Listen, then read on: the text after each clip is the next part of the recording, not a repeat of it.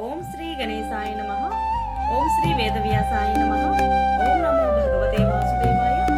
మహాభారత గ్రంథ పారాయణలో భాగంగా ఈరోజు మనము 386వ రోజుకు చేరుకున్నాము. ఈరోజు యుధిష్ఠిరుడు దుర్యోధనుడిని ఓడించుట, ద్రోణుడు శిబిని చంపుట మరియు భీముడు దుర్మద దుష్కరణాదులను చంపుడు గురించి ఈరోజు తెలుసుకోబోతున్నాము. చాలా బాగుంటుంది, చివరి వరకు స్కిప్ చేయకుండా చూడండి. హరే కృష్ణ.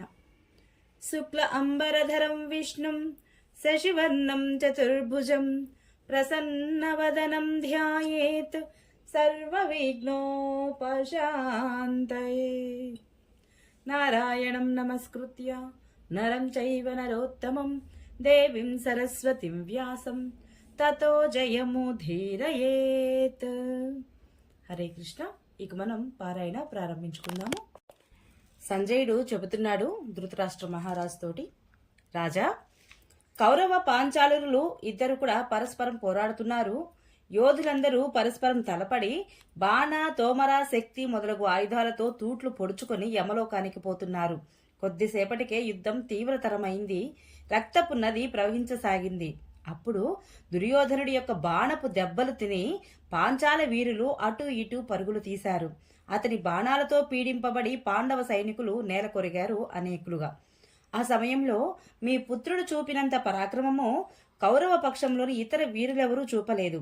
దుర్యోధనుడు పాండవ సైన్యాన్ని నష్టపరచడం చూసి పాంచాల వీరులందరూ కూడా భీముడిని ముందుంచుకొని అతనిపై విరుచుకుపడ్డారు. అటు భీమసేనుడిని 10, నకుల సహదేవులను 3 చొప్పున, విరాట ద్రుపదులను 6 బాణాలతో, శిఖండుని 100, దృష్టద్యుమ్నుడిని 70 బాణాలతో, యుధిష్ఠిరుడిని 7 బాణాలు, కేకేయ, చేది దేశవీరులను అనేక వాడి బాణాలతోనూ తూట్లు పొడిచాడు.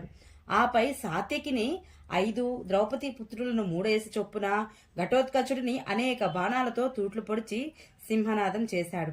అంతేకాకుండా 100ల కొద్ది వీరులను, వారి ఏనుగులను నరికివేశాడు. అప్పుడు పాండవసేన రణభూమి నుండి పారిపోసాగింది. ఇది చూసి ధర్మరాజు మీ పుత్రుడిని చంపాలని అతని వైపుకు వెళ్లాడు. దుర్యోధనుడు 3 బాణాలతో ధర్మరాజు సారథిని గాయపరిచి ఒక బాణంతో అతని వింటిని విరుక్కొట్టాడు. ధర్మరాజు వెంటనే ఇంకొక విల్లు తీసుకొని 2 భల్లాలతో దుర్యోధనుడి యొక్క వింటిని 3 ముక్కలు చేసి వేశాడు. 10 వాడి బాణాలతో అతనిని తూట్లు పొడిచాడు. యుధిష్ఠిరుడు వేసిన బాణాలు దుర్యోధనుడి యొక్క మర్మస్థానాలను ఛేదించి భూమిలోనికి చొచ్చుకుపోయాయి. అనంతరం ధర్మరాజు దుర్యోధనుడిపై ఒక భయంకరమైన బాణం వేశాడు. దాని దెబ్బకు అతడు మూర్చపోయి రథం మీదనే దొర్లిపడ్డాడు. వెంటనే తెప్పలిల్లి మళ్లీ ఒక గట్టి విల్లు తీసుకున్నాడు. ఇంతలో పాంచాల వీరుడు అతని వద్దకు వచ్చాడు. అతడు రావడం చూసి ద్రోణాచార్యుల వారు దుర్యోధనుడిని రక్షించడానికి మధ్యలోనే అతనిని అడ్డగించాడు. మళ్లీ మీ వారికి శత్రు సైన్యంతో మహాయుద్ధం జరగసాగింది. అప్పుడు అర్జునుడు, సాత్యకి, యుధిష్ఠిరుడు, భీమసేనుడు, నకులుడు, సహదేవుడు సేనా సహితంగా దృష్టద్యుమ్నుడు, విరాట, కేకేయ, మత్స్య, శాల్వరాజులు, ద్రుపదుడు అందరూ కూడా ద్రోణాచార్యుడిపై దాడి చేశారు. ద్రౌపది పుత్రులు 5, ఘటోత్కచుడు కూడా తమ తమ సైన్యాలతో అతని వైపే కదిలారు. యుద్ధ నైపుణ్యం కలిగిన 6000 మంది పాంచాలురు, ప్రభద్రకులు కూడా శిఖండిని ముందుంచుకొని ద్రోణుడిపైనే దాడి చేశారు. ఈ రీతిగా పాండవ పక్షంలోని ఇతర యోధులందరూ కూడా ఒకేసారి ద్రోణాచార్యుని వైపుకే మరలారు. ఆ వీరులందరూ యుద్ధానికి సంసిద్ధులయ్యేసరికి కాళరాత్రి మొదలైంది. అప్పుడు ద్రోణాచార్యుడు శృంజయుల మధ్య అతి తీవ్రమైన యుద్ధం జరిగింది. లోకమంతా చీకట్లు వ్యాపించడంతో ఏమీ కనపడడం లేదు. తన పర భేదం కూడా తెలియడం లేదు. ఆ ప్రదోష సమయంలో అందరూ ఉన్మత్తుల వలె ఉన్నారు. యుద్ధ భూమిలోని ధూళి రక్తధారలతో అణిగిపోయింది. రాత్రి వేళ ఆ ఘోర యుద్ధంలో పాండవ శృంజయులు క్రోధంతో మూకమ్మడిగా ద్రోణాచార్యుడిపై విరుచుకుపడ్డారు. కాని ఆచార్యుడు తన ఎదుట పడిన వారిలో కొందరిని యమలోకానికి పంపాడు. మిగిలిన వారిని కొట్టి తరిమివేశాడు. ద్రోణుడు ఒక్కడే 1000 ఏనుగులను, 10,000 రథాలను, లక్షల కాల్బలాన్ని, 10 లక్షల అశ్వికులను నరికివేశాడు. ఆ రోజు దృష్టద్యుమ్నుడి కొడుకును, కేకేయులను కూడా వేగవంతమైన బాణాలతో గాయపరిచి ప్రేతలోకానికి పంపాడు. ఈ రీతిగా ద్రోణాచార్యుడు శత్రు సంహారం చేయడం చూసి ప్రతాపశాలి అయిన శిబి అతని ఎదుటికి వచ్చి నిలిచాడు. పాండవ సేనలోని ఆ మహారథి రావడం చూసి ద్రోణాచార్యుడు 10 బాణాలతో కొట్టి అతనిని గాయపరిచాడు. శిబి కూడా దానికి ప్రతిగా 30 బాణాలతో ద్రోణుడిని గాయపరిచి ఒక భల్లంతో అతని సారథిని కూడా చంపపడేశాడు. ద్రోణుడు అతని గుర్రాలను సారథిని చంపి అతని తలను కూడా శరీరం నుండి వేరు చేశాడు. ఇంతలో దుర్యోధనుడు ద్రోణుడి కోసం వెంటనే వేరొక సారథిని పంపాడు. అతడు వచ్చి గుర్రాలు కళ్ళాలు చేతిలోకి తీసుకోగానే ద్రోణుడు మళ్లీ శత్రువులపై దాడి చేశాడు.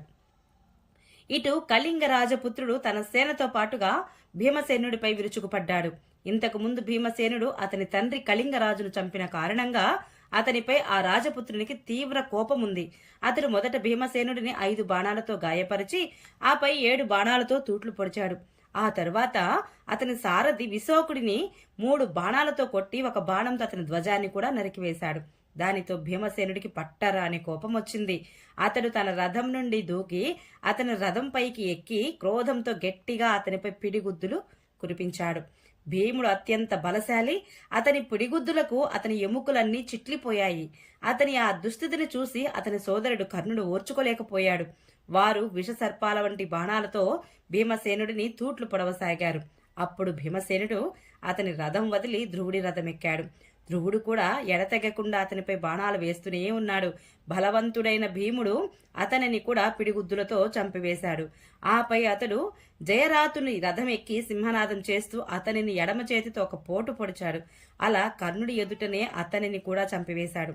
అప్పుడు కర్ణుడు భీమసేనుడిని ఒక బంగారు శక్తితో కొట్టాడు. కాని భీముడు దానిని అలవోకగా చేతితో పట్టుకొని తిరిగి కర్ణుడికి దానిని విసిరివేశాడు. కర్ణుడిపై వస్తున్న ఆ శక్తిని శకుని బాణంతో ఖండించాడు. అద్భుత పరాక్రమం గల భీముడు యుద్ధంలో ఈ రీతిగా మహాపరాక్రమం